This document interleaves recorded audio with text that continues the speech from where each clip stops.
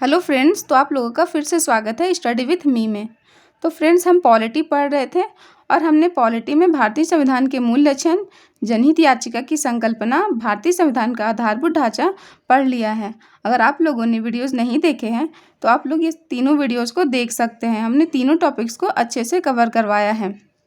और फ्रेंड्स, आज का हमारा जो टॉपिक होने वाला है वो मौलिक अधिकार और कर्तव्य हैं। तो चलिए देखते हैं मौलिक अधिकार से किस तरह से क्वेश्चन बन सकते हैं। भारतीय संविधान में वर्णित मौलिक अधिकारों की लक्षणों, विभिन्न प्रकारों तथा आलोचनाओं की चर्चा करें। तो फ्रेंड्स, हम पहले भूमिका लिखेंगे। भारतीय संविधान के भाग 3 अनुच्छेद 12 से 35 में मौलिक अधिकारों का उल्लेख किया गया है। ये अधिकार मुख्यतः संयुक्त राज्य अमेरिका की बिल ऑफ राइट्स से प्रेरित है तथा इन्हें भारतीय संविधान का मैग्ना कार्टा कहा जाता है। ये नागरिकों की स्वतंत्रता, समानता एवं गरिमा की रक्षा करते हैं। सरदार वल्लभ भाई पटेल की अध्यक्षता में गठित परामर्शदात्री समिति ने मौलिक अधिकारों के प्रारूप निर्माण में महत्वपूर्ण भूमिका निभाई। तो फ्रेंड्स, हम मौलिक अधिकारों के लक्षणों को देखते हैं। कुछ अधिकार केवल नागरिकों के लिए हैं तथा कुछ सभी लोगों के लिए। मौलिक अधिकार निरपेक्ष नहीं है। राज्य की मनमानी पर नियंत्रण न्यायोचित, अस्थायी नहीं है, संशोधन संभव है। आपातकाल में निलंबन संभव, अधिकांश स्वप्रवर्तित हैं। तो चलिए फ्रेंड्स, सारे पॉइंट्स को डिफाइन करते हैं।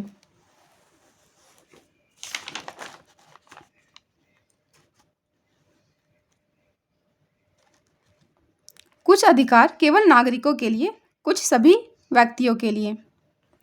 भारतीय संविधान में कुछ मौलिक अधिकार केवल भारतीय नागरिकों को प्राप्त है, जैसे अनुच्छेद 15, 16, 19, 29 और 30। जबकि कुछ अधिकार सभी व्यक्तियों, विदेशी सहित को उपलब्ध हैं, जैसे अनुच्छेद 14, 20, 21, 21 का ए, 22, 25 और 28। फ्रेंड्स, हम दूसरे पॉइंट को देखते हैं। मौलिक अधिकार निरपेक्ष नहीं है। मौलिक अधिकार पूर्णतः असीमित नहीं है, लेकिन वाद योग्य होते हैं। राज्य उन पर युक्ति युक्त प्रतिबंध लगा सकता है। हालांकि ये कारण उचित है या नहीं, इसका निर्णय अदालत लेगी या न्यायपालिका। इस तरह ये व्यक्तिगत अधिकारों एवं पूरे समाज के बीच संतुलन कायम करती हैं। यह संतुलन व्यक्तिगत स्वतंत्रता एवं सामाजिक नियंत्रण के बीच होता है। तो फ्रेंड्स, हमारा तीसरा पॉइंट है राज्य की मनमानी शक्ति पर नियंत्रण।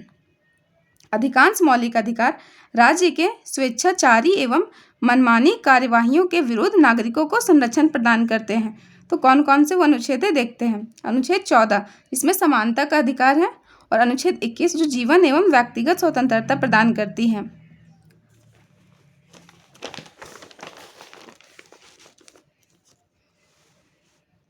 फ्रेंड्स, हमारा अगला पॉइंट है मौलिक अधिकार न्यायोचित है।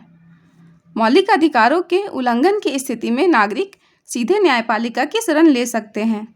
यह अधिकार केवल सैद्धांतिक नहीं बल्कि न्यायालय द्वारा परिवर्तनीय है। चलिए एग्जाम्पल देखते हैं। अनुच्छेद 32 सर्वोच्च न्यायालय जाने का अधिकार देता है। अनुच्छेद 226 उच्च न्यायालय जाने का अधिकार देता है। हमने एग्जाम्पल के साथ क्रिएट किया है ताकि क्वेश्चन अच्छे तरह से डिफाइन हो पाए। इसी कारण डॉक्टर भीमराव अंबेडकर ने अनुच्छेद 32 को संविधान का आत्मा एवं हृदय कहा है। फ्रेंड्स, हमारा अगला पॉइंट है मौलिक अधिकार अस्थायी नहीं। तो चलिए इसको देखते हैं। ये अस्थायी नहीं है। संसद इसमें कटौती या कमी कर सकती है, लेकिन संशोधन अधिनियम के तहत, ना कि साधारण विधेयक द्वारा। मतलब इसको संशोधन अधिनियम द्वारा इसमें बदलाव कर सकते हैं। यह सब संविधान के मूल ढांचों को प्रभावित किए बिना किया जा सकता है, अदरवाइज नहीं कर सकते। जैसे 44वां संविधान संशोधन अधिनियम, संपत्ति का अधिकार हटाया गया। फ्रेंड्स, हमारा अगला पॉइंट है आपातकाल के दौरान निलंबन संभव।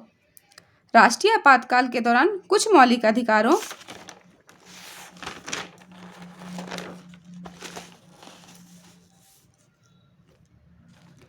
निलंबित किया जा सकता है। युद्ध और बाहरी आक्रमण के समय अनुच्छेद 19 स्वतः निलंबित हो जाती हैं। सशस्त्र विद्रोह के समय अनुच्छेद 19 निलंबित नहीं होती, और अनुच्छेद 20 एवं 21 हर स्थिति में सुरक्षित रहते हैं। हमारा अगला पॉइंट है अधिकांश मौलिक अधिकार स्वप्रवर्तित हैं।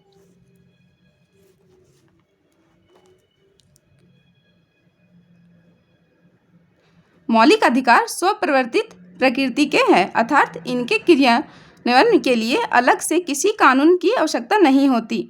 नागरिक सीधे इन अधिकारों का लाभ प्राप्त कर सकते हैं। हालांकि कुछ अधिकारों के प्रभावी कार्यान्वयन हेतु संसद द्वारा कानून बनाए जाते हैं ताकि उनका व्यावहारिक संरक्षण सुनिश्चित किया जा सके, जैसे अनुच्छेद 17 अस्पृश्यता का उन्मूलन और अनुच्छेद 23 बंधुआ मजदूरी निषेध। तो फ्रेंड्स, हम मौलिक अधिकार के लक्षणों को देख लिए। अब हम मौलिक अधिकार के प्रकार की ओर बढ़ रहे हैं। मूल अधिकार में 7 प्रकार के मौलिक अधिकार थे। 44वें संविधान संशोधन कानून के द्वारा अनुच्छेद 31 में निहित संपत्ति के अधिकार को मौलिक अधिकारों की श्रेणी से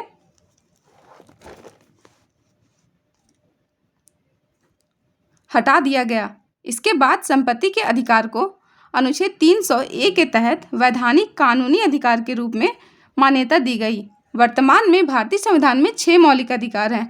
तो फ्रेंड्स, हम लोग के पास अभी 6 मौलिक अधिकार है। चलिए देखते हैं कौन कौन से।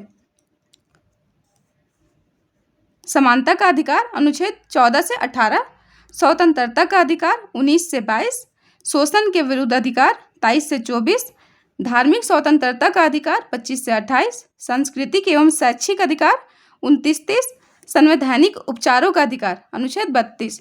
तो फ्रेंड्स, हम अगले वीडियोज़ में सारे पॉइंट्स को एक एक करके कवर करेंगे। हमारे जो भी मौलिक अधिकार है हम इसको एक एक करके डिफाइन करेंगे। तो आज की वीडियोज़ में बस इतना ही। Thank you. आप लोगों को मेरा वीडियोज़ पसंद आए तो प्लीज़ चैनल को ज़रूर सब्सक्राइब करें।